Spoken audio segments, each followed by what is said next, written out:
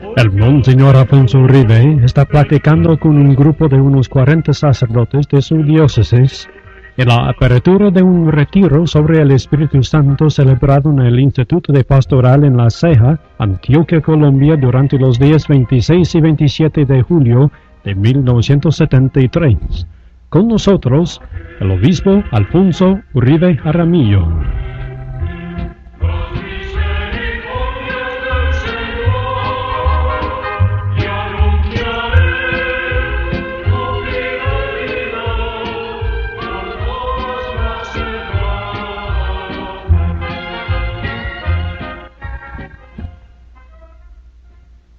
Agradezco a los sacerdotes el que, imponiéndose sin duda sacrificios, hayan querido venir a estos 2 días de reflexión que estoy seguro serán muy útiles para nosotros y para toda la diócesis.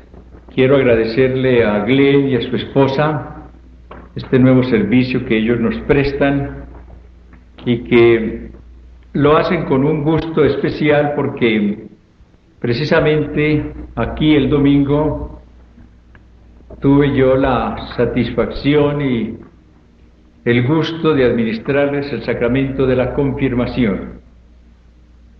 Ellos recibieron su bautismo condicional en Los Ángeles hace unos meses y quisieron ser confirmados en Colombia con sus 2 hijos porque tienen vínculos especiales con nosotros por el ministerio que realizaron antes en varias ciudades, sobre todo en Cartagena. De modo que su testimonio ahora del Señor lo hacen con una fuerza especial y con un entusiasmo nuevo como fruto del sacramento de la confirmación. Yo voy a pedirles que me excusen el que tome la palabra por un ratico hoy, porque como estoy con sacerdotes quiero que tengamos una orientación muy precisa sobre este momento de la Iglesia. Todos ustedes han oído hablar del movimiento carismático actual, llamado también Movimiento de Renovación en el Espíritu Santo. El movimiento católico de renovación en el Espíritu Santo, que según el cardenal Sunes no de llamarse movimiento sino corriente del Espíritu Santo, empezó apenas en 1967 en la Universidad del Espíritu Santo de Pittsburgh. En unos ejercicios que prediqué yo a los padres salesianos en Copacabana hace unos 3 años, uno de ellos me llevó una revista americana de teología y me dijo: aquí hay un artículo sobre un movimiento pentecostal católico, ¿quiere leerlo? Yo les confieso que me sonó rarísima la cosa. Pentecostales católicos, se me hizo rarísimo, pero claro, como tenía bastante tiempo entre conferencia y conferencia, dije sí, déjemelo. Yo lo leí y lo leí con un sentido crítico. No encontré ninguna objeción a la doctrina, porque todo lo que oí allí era una cosa sumamente sensata y los efectos pues me parecieron muy interesantes. Cuando ahora 2 años fueron los seminaristas, algunos de Cristo, a Estados Unidos para recibir una colecta en algunas parroquias, fueron ante todo un seminarista americano que estaba aquí, Mitchell. Les dije: hombre, tráiganme alguna literatura sobre este movimiento, y me trajeron el libro de Pentecostales Católicos y otras cosas, y luego empecé a recibir la revista New Covenant, Nuevo Testamento, que la publican en la Universidad de Notre Dame, y me fui informando y dije: bueno, aquí hay una cosa que merece respeto, hay que estudiarla con seriedad. Después, cuando he visto ya entre nosotros, concretamente, cómo hay algo que merece nuestra atención, pues he visto la necesidad de estudiar más a fondo este momento, este signo de la acción del Señor en la Iglesia. Ustedes vieron, por ejemplo, cómo el movimiento, el congreso llamado de jóvenes en Bogotá durante la Semana Santa, una cosa bastante improvisada, pero que alcanzó a reunir unos 3.000 jóvenes de distintas partes del país, va teniendo después una repercusión más grande de lo que nos imaginamos. Yo cuando vi que un número de muchachos quería ir, hablé con el padre Jairo Jaramillo y le dije, hombre, vaya usted con ellos, porque estas cosas tenemos que asesorarlas. El padre Jairo estuvo, él podrá después, alguna de estas tardes cuando haya diálogo, expresar lo que él ha visto. Y nosotros hemos observado cómo muchachos que vinieron de ese encuentro, cito el caso de Río Negro, aquí están varios padres de Río Negro, pueden atestiguarlo. Estos muchachos empezaron a seguir ya con su grupo de oración y actualmente son 50 los que se reúnen todos los jueves durante unas 2 horas a hacer su oración sin nosotros, sin los sacerdotes. Y lo mismo está sucediendo en Marinilla, está sucediendo en otras parroquias. Después, lo que vimos en el Carmen el jueves, aquí está Óscar Aníbal, que estuvo allá, fuera de otros de ustedes, nos indica que hay algo especial. Allí se reunieron, pues yo creo que con los del Carmen cerca de 8.000 jóvenes. O yo no sé, bueno, el número no importa, pero eran miles. La Eucaristía de ese día, estaba Héctor también, estaban Óscar, pues fue una cosa que nosotros no nos habríamos imaginado que pudiera suceder.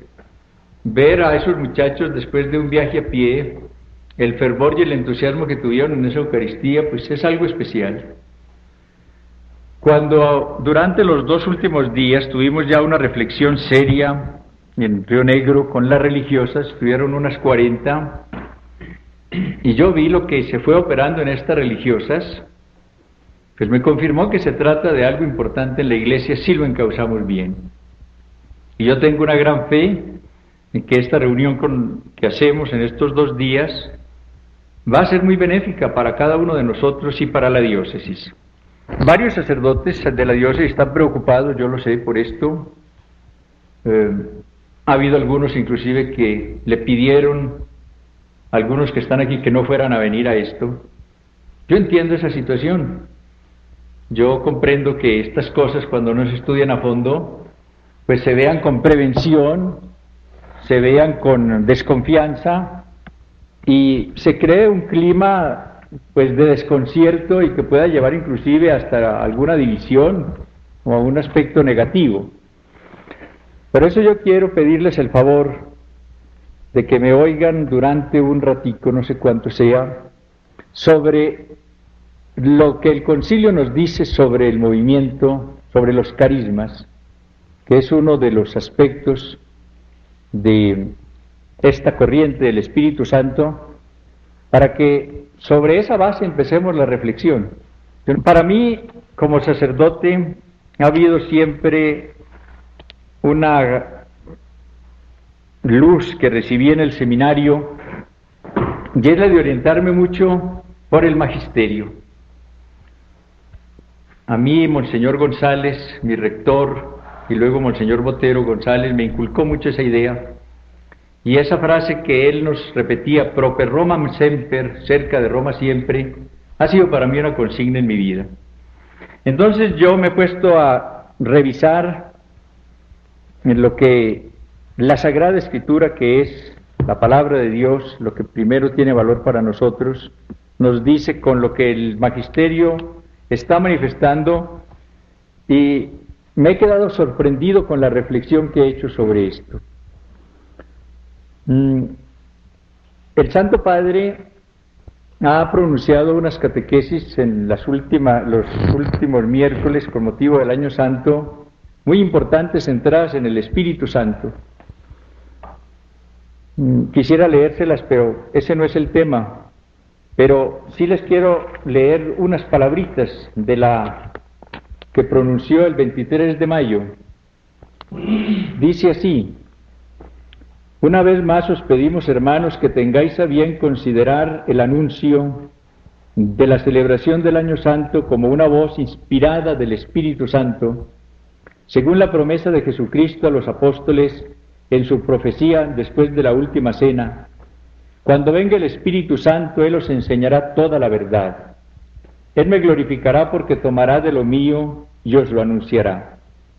Todos nosotros debemos anticiparnos al soplo misterioso, pero ahora en cierto modo identificable, del Espíritu Santo. No carece de significado el hecho de que justamente en el día feliz de Pentecostés, el Año Santo abre sus velas en cada una de las iglesias locales, a fin de que una nueva navegación, queremos decir, un nuevo movimiento verdaderamente neumático, es decir, carismático, impulse en una dirección única y en una emulación concorde a la humanidad creyente hacia las nuevas metas de la historia cristiana, hacia su puerto escatológico. Y dice, y lo cito como introducción después, todos saben que el concilio ha llenado las páginas de sublimes y actualísimas enseñanzas con continuas menciones del Espíritu Santo. Hay quien ha contado 258. Hagamos nuestra la reiterada exhortación del concilio y pongamos como prólogo de nuestro Año Santo la repetida y siempre nueva invocación: ven, oh Espíritu Santo, ven, oh Espíritu Creador. Cuando yo empecé a oír hablar de movimiento carismático del Espíritu Santo, me fui al concilio, que para mí es la gracia más grande que hemos recibido en la Iglesia en este siglo, a ver qué decía de los carismas. Y me encontré con una riqueza, que es la que voy a leerles, mayor de lo que me imaginaba. Y lo curioso para mí fue esto, ver cómo estos documentos se habían publicado 4, 5 o 3 años antes de que empezara el movimiento carismático en la Iglesia Católica. Para mí ha sido un misterio y al mismo tiempo, pues, una convicción de que se trata de algo importante, cuando al venir este movimiento ya nos encontramos con una doctrina conciliar muy seria. Entonces, vamos a ver estos documentos. Esto no nos llevará demasiado tiempo, y algunas conclusiones. El concilio primero afirma claramente la existencia actual de los carismas, tanto ordinarios como extraordinarios. Ese es el primer punto que vamos a ver. Segundo, el concilio manifiesta que todos los carismas deben ser altamente estimados. Tercero, muestra su proyección apostólica. Y cuarto, señala claramente el papel de la jerarquía, no olviden que jerarquía somos todos los que estamos aquí, respecto a su interpretación. Primero, existencia de los carismas. En la Constitución Lumen Gentium encontramos estos importantes textos. Saben todos que el documento más importante del Vaticano II es la Lumen Gentium. En ese documento encontramos ya desde el número 4, cuando habla del Espíritu Santo santificador de la Iglesia, estas palabras. Después de hablar de la acción del Espíritu Santo en distintas formas, dice: guía a la Iglesia a toda la verdad. Citando las palabras de nuestro Señor en San Juan: Él os enseñará todo, os recordará todo lo que os he dicho, Él os llevará a la verdad plena. Unifica en comunión y ministerio, la provee y gobierna con diversos dones jerárquicos y carismáticos, y la embellece con sus frutos. Esta ya es una aseveración muy importante cuando está hablando en compendio de la acción del Espíritu Santo, que Él provee y gobierna la Iglesia con diversos dones jerárquicos y carismáticos. Cuidado con ir a caer en el error, en que han caído tantos actualmente, de crear una nueva antinomia, o iglesia institucional o iglesia carismática. Cambiemos la O por la I, como lo hace el concilio. La iglesia es institucional y es carismática. Y fallamos cuando solamente vemos el aspecto institucional y despreciamos el carismático, y cuando queremos ver solamente el aspecto carismático con desprecio del aspecto institucional.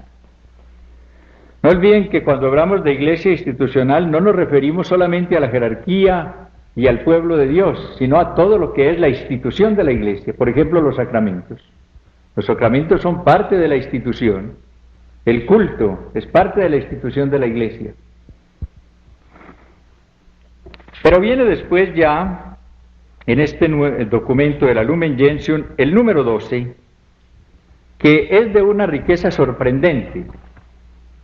Yo les he contado a algunos que hace algunas semanas me encontré con un obispo de Colombia y me planteó la preocupación que tenía él por el movimiento carismático, y cuando yo empecé a explicarle, le dije: Excelencia, leamos el número 12. Cuando él acabó de oír la lectura, me dijo charlando, dijo: hombre, esto lo firmamos nosotros. Fue la sorpresa, es decir, porque ustedes van a oír lo que dice el número 12 de la Lumen Gentium. Además, el mismo Espíritu Santo no solo santifica y dirige el pueblo de Dios mediante los sacramentos y los ministerios, y le adorna con virtudes, sino que también distribuye gracias especiales entre los fieles de cualquier condición, distribuyendo a cada uno según quiere sus dones, con los cuales les hace aptos y prontos para ejercer las diversas obras y deberes que sean útiles para la renovación y la mayor edificación de la Iglesia, según aquellas palabras: a cada uno se le otorga la manifestación del Espíritu para común utilidad, citando la primera carta a los Corintios, capítulo 12, versículo 7. Oigan lo que dice a continuación: estos carismas, tanto los extraordinarios como los más comunes y difundidos, deben ser recibidos con gratitud y consuelo, porque son muy adecuados y útiles a las necesidades de la Iglesia. No puede haber más claridad. Estos carismas, y emplea la palabra carisma, tanto los extraordinarios como los más comunes y difundidos, deben ser recibidos con gratitud y consuelo. No dice pueden, deben ser recibidos con gratitud y consuelo. ¿Por qué? Porque son muy adecuados y útiles a las necesidades de la Iglesia. Esta es la tesis del concilio.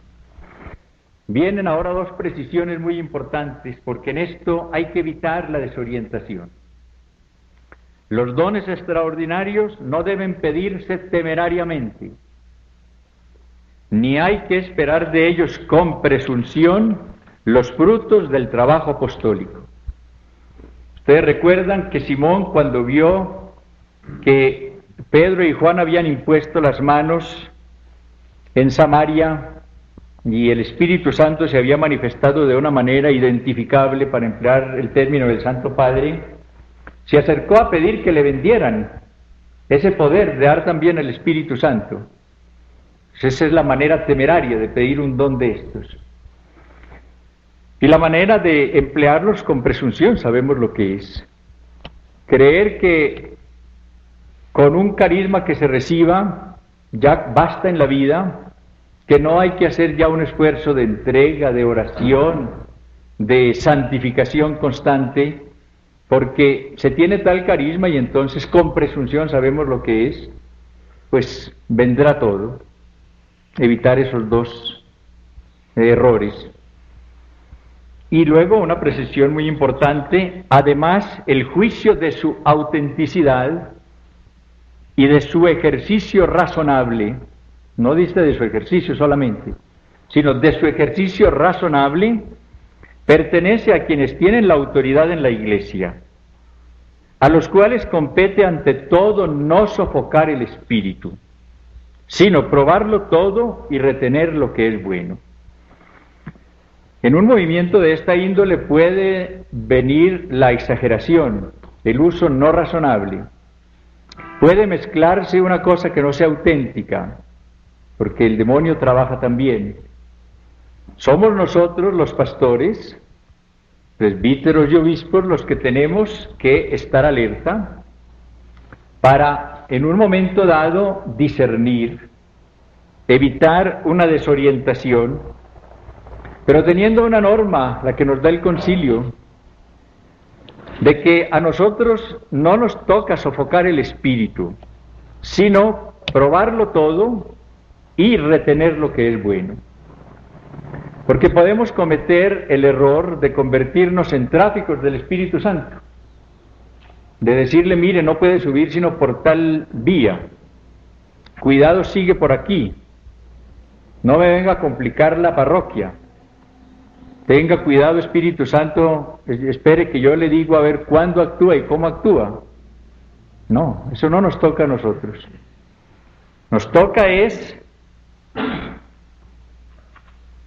no sofocar el espíritu y dar el juicio de la autenticidad y del ejercicio razonable de los carismas y de la acción del Espíritu Santo. Esto es muy importante. Pero no habló solamente de esto en la Constitución sobre la Lumen Gentium, sino que en el decreto sobre el apostolado seglar, en el número 3, vuelve a hablar detenidamente de los carismas.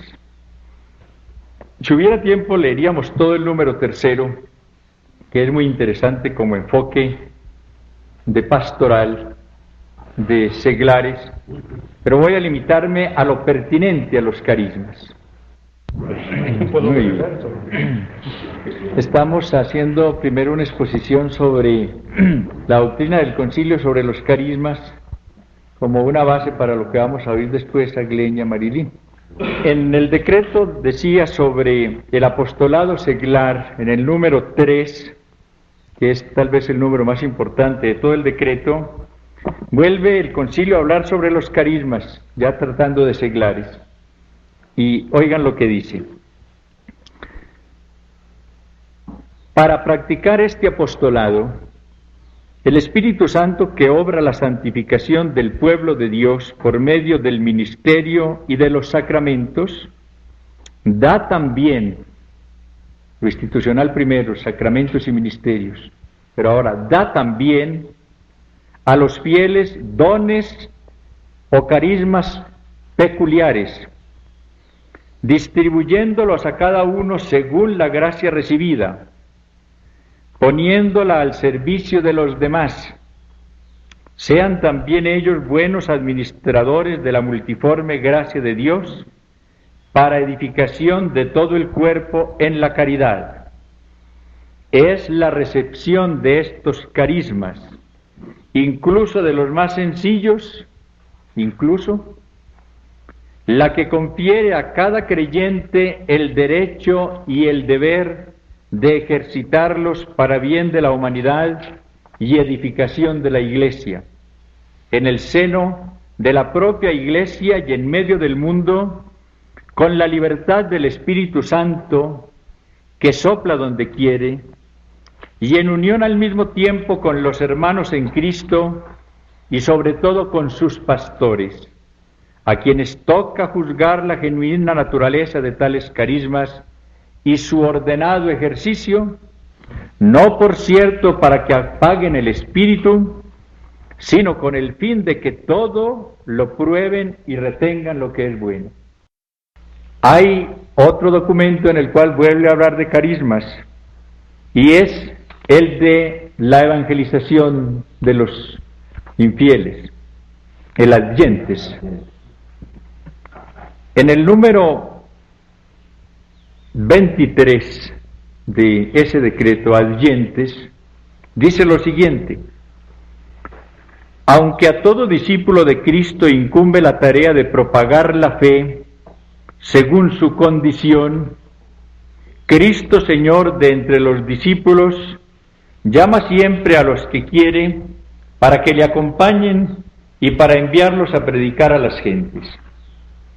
Por lo cual, por medio del Espíritu Santo, que distribuye los carismas según quiere para común utilidad, inspira la vocación misionera en el corazón de cada uno y suscita al mismo tiempo en la Iglesia institutos que tomen como misión propia el deber de la evangelización que pertenece a toda la Iglesia. Primero en la Lumen Gentium, después en el apostolado seglar y ahora en el Adyentes en el número 23. Aprecio por los carismas. Fuera de las palabras ya citadas del número 12 de la Lumen Gentium, estos carismas, tanto los extraordinarios como los más comunes y difundidos, deben ser recibidos con gratitud y consuelo, porque son muy adecuados y útiles a las necesidades de la Iglesia. Hallamos en el Decreto Presbyterorum Ordinis, el nuestro de los presbíteros, número 9, esta norma pastoral: los presbíteros descubran con sentido de fe, reconozcan con gozo y firmemente con diligencia los multiformes carismas de los laicos, tanto los sencillos como los más altos. Sorprendente la riqueza conciliar respecto a esto. A los presbíteros, en el número 9, da esta norma pastoral. Vuelvo a leerla.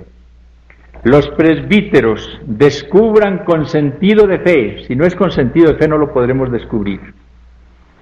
Segundo, reconozcan con gozo y firme diligencia los multiformes carismas de los laicos, tanto los humildes como los más altos. Si nosotros no descubrimos estos carismas en los laicos, los extraordinarios y los sencillos, y no los descubrimos con sentido de fe y con gozo y con diligencia, la Iglesia en gran parte quedará paralizada, quedará empequeñecida, raquítica. Y es lo que nos pasa, que muchas veces no contamos sino con nuestro carisma sacerdotal, y no nos hemos dado a la tarea de descubrir los distintos carismas con que ha enriquecido el Espíritu Santo a todos los laicos para la edificación de toda la Iglesia. No olviden que, como lo está diciendo el Concilio desde el principio, citando la Sagrada Escritura, todo carisma se recibe para la edificación de todo el cuerpo. Tiene función social todo carisma. Son 3 los deberes pastorales respecto a los carismas entonces. Primero, descubrirlos con sentido de fe. Segundo, reconocerlos con gozo. Y tercero, fomentarlos con diligencia. 3 cosas: descubrirlos con sentido de fe, reconocerlos con gozo, no sentir pena porque un laico tiene un carisma que nosotros no tengamos, y tercero, fomentarlos con diligencia. No podemos limitarnos a verlos y admirarlos. Nuestra labor es la de fomentarlos con diligencia. 2 veces amonesta el concilio a los pastores para que no sofoquen el espíritu. Les leí los 2 textos ahora. Lo prueben todo y retengan lo bueno. En ambos lugares hace referencia a las palabras de San Pablo en la primera carta a los tesalonicenses. Dice allí el apóstol en el capítulo 5, versos 19 a 21, no apaguéis el espíritu, no despreciéis las profecías, probadlo todo y quedaos con lo bueno. Tercero, proyección pastoral de los carismas. Nosotros somos los pastores, por eso veamos este punto. San Pablo escribe a los Corintios, proyección pastoral de los carismas. San Pablo escribe a los Corintios, capítulo 14, versículo 12. Así, puesto que estáis ávidos de espíritus, procurad abundar en ellos para edificación de la iglesia. Para edificación de la iglesia. Y había enumerado algunos de estos carismas, porque dice en el capítulo 12, versos 8 al 12, lo siguiente: porque a uno se le da por el Espíritu palabra de sabiduría, a otro palabra de ciencia según el mismo Espíritu, a otro fe en el mismo Espíritu, a otro carisma de curaciones en el único Espíritu, a otro poder de milagros o sanaciones, a otro profecía, a otro discernimiento de espíritus, a otro diversidad de lenguas, a otro don de interpretarlas. Pero todas estas cosas las obra un mismo y único Espíritu, distribuyéndolas a cada uno en particular según su voluntad. Siguiendo esta sabia norma, los textos conciliares exponen muy claramente la finalidad pastoral de los diversos carismas que reciben los miembros del pueblo de Dios para su constante edificación. En el decreto sobre el apostolado seglar dice: es la recepción de estos carismas, incluso de los más sencillos, la que confiere a cada creyente el derecho y el deber de ejercitarlos para bien de la humanidad y edificación de la Iglesia en el seno de la propia Iglesia y en medio del mundo. Observemos que el beneficio de estos carismas no se limita a la Iglesia, sino que debe abarcar a toda la humanidad, en el seno de la propia Iglesia y en medio del mundo. Pablo VI, en la encíclica sobre el celibato, en el número 54, recordará que este carisma no solo beneficia a la Iglesia, sino también a todo el mundo.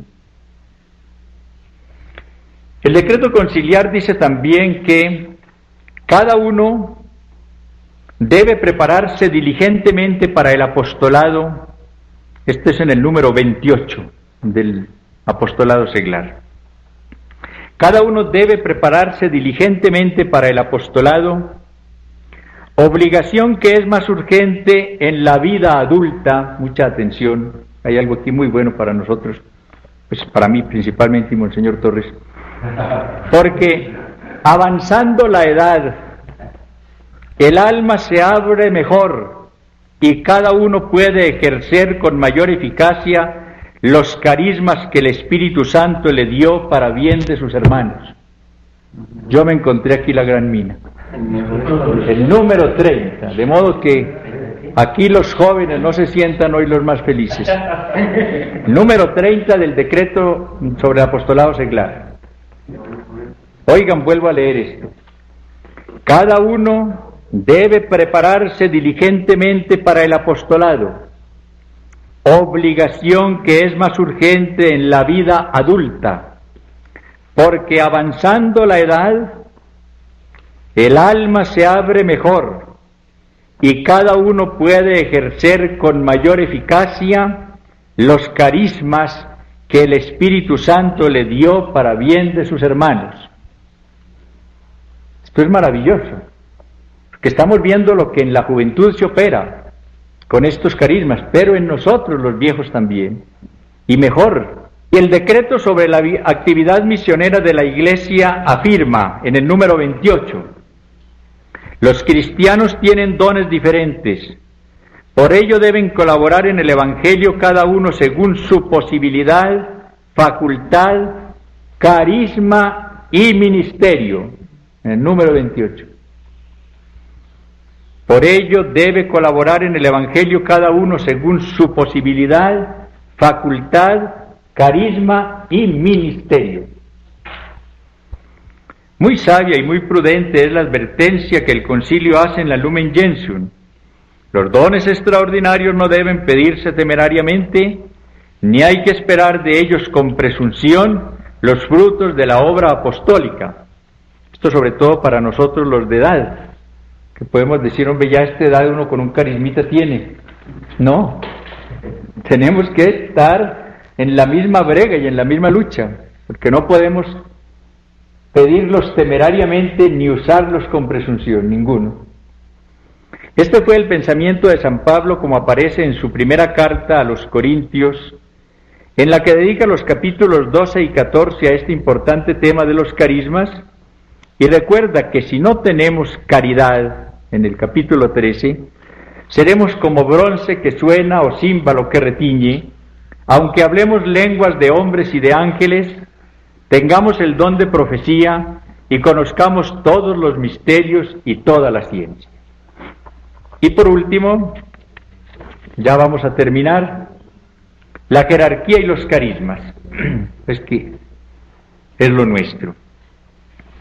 El Espíritu Santo actúa carismáticamente en una iglesia que por institución divina es jerárquica, como tan profundamente lo demuestra el capítulo 3 de la Lumen Gentium. Se equivocan quienes quieren enfrentar una iglesia carismática a la iglesia institucional y jerárquica. El Señor, autor y cabeza de su iglesia, le dio una organización jerárquica y la enriqueció con la comunicación de su espíritu y con la abundancia de sus carismas. Una institución enriquecida con dones y carismas. Pablo VI, en su importante homilía de febrero 13 de 1972, dijo, entre comillas, no se nos oculta cómo, sobre todo recientemente, se ha pretendido oponer la iglesia carismática a la jerárquica, cual si se tratase de dos organismos distintos, más aún, contrastes y opuestos entre sí. De hecho, aquí, en la potestad pastoral, el carisma y la autoridad coinciden. Hemos recibido el Espíritu Santo, que en la misión episcopal se manifiesta así, en esta simbiosis simultánea de magisterio, asistido por la luz del Paráclito, de ministerio santificante mediante su gracia y de régimen en la caridad del servicio. Son estas otras tantas facultades del obispo y dones del Espíritu. Es la voz de Pablo la que nos lo recuerda y confirma. Hay diversidad de dones, pero un mismo es el Espíritu. Hay diversidad de ministerios, pero uno mismo es el Señor. Hay diversidad de operaciones, pero uno mismo es Dios que obra todas las cosas en todos. Corintios 12, 4, 6. Permiso, ¿qué fecha era? ¿Qué? 13 de febrero de 1972.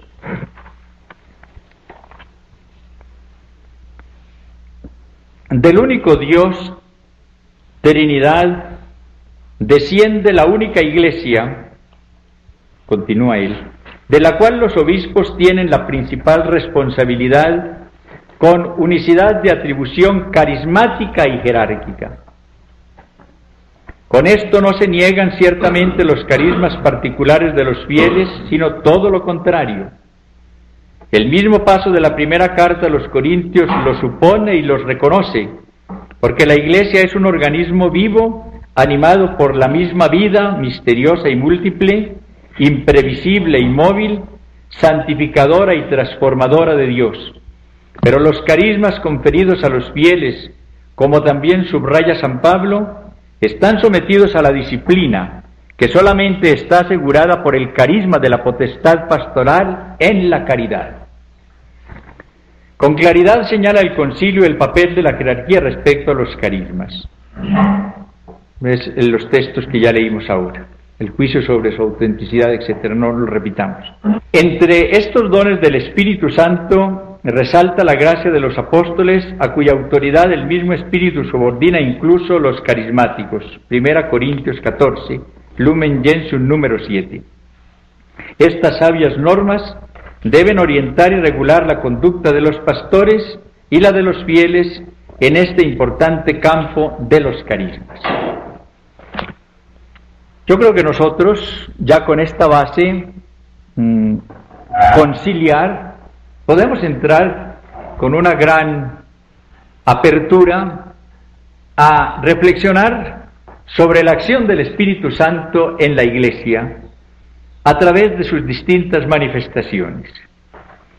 Yo quiero pedirles que esta reflexión y las que hagamos después tengan como objetivo primero el Espíritu Santo y no vayan a tener como centro exclusivo de atracción un determinado carisma del Espíritu Santo, que es el error. Ustedes recuerdan la célebre frase que hay muchas personas que por mirar el árbol no ven el bosque. Es lo que nos pasa con frecuencia. Hay muchas personas que pertenecen inclusive al movimiento carismático que por ver el árbol, el carisma por ejemplo de lenguas, de hablar en lenguas, no ven el bosque, toda la riqueza del Espíritu Santo en la Iglesia. Esa es una de las graves equivocaciones y uno de los peligros que tenemos que prevenir. Por eso nuestra reflexión seguirá después. Yo quiero reunirme con los que se interesen más tarde para que hagamos ratos de reflexión sobre el Espíritu Santo. Y a través de esa reflexión iremos descubriendo la variedad de su acción en la Iglesia. Una riqueza maravillosa. Glenn y Marinil nos van a hablar especialmente del aspecto carismático que ellos conocen muy bien, han experimentado en sus vidas. Acabamos de oír cómo todos reciben sus carismas y nosotros debemos descubrirlos con gozo, con alegría. Ellos nos van a manifestar en estos días parte de ese carisma que han recibido. Y luego tendremos la reflexión que ustedes quieran, porque como lo hicimos con las religiosas, es muy importante que los oigamos, pero que después planteemos las preguntas, dificultades, objeciones que haya. Lo que decía, por ejemplo, Héctor ahora, una revisión pastoral que puede presentarse frente a este enfoque, sería muy interesante. Pero entonces vamos ya a oír a Glenn. Me excusan que tal vez fue un poco largo esto, pero yo lo creo importante pues para que nos entiendan por una parte todos de qué se trata y con seriedad pues reflexionemos en este camino, ¿no? Me callo para que descanse.